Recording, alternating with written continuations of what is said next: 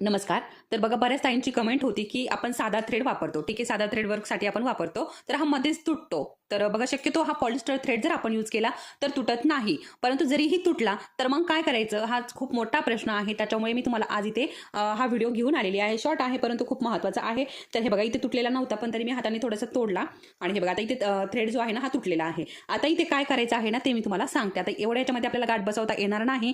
तर मग काय करायचं? थोडेसे हे जे मोती आहेत हे आपल्याला अशा पद्धतीने हे थोडेसे काढून घ्यायचे. बघा अशा पद्धतीने हे थोडेसे काढून घ्यायचे.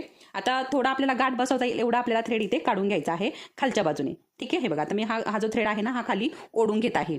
तर हे आपल्याला गोल हा खाली जाऊ नये याची पण काळजी घ्यायची. बघा आता मी जो थ्रेड होता तो खाली ओढून घेतला. याचे काही बीट्स जे मोती आहेत ते काढून घेतलेले आहेत आणि हे बघा आता हे पण बरेचसे काढलेत आणि हे बघा आता हा याच्यामध्ये सुईमध्ये पकडून ठेवायचा आहे. ठीक आहे, आता पकडून ठेवला. इथनं आपल्याला खालचा थ्रेड जो आहे तो वरती काढायचा आहे आणि इथे अशा पद्धतीने गाठ देऊन पॅक करून घ्यायचं आहे. ठीक आहे, आता हे पॅक झालंय. आता जे काही तुमचं वर्क चालू होतं ते इथनं आपल्याला परत कंटिन्यू करायचं आहे.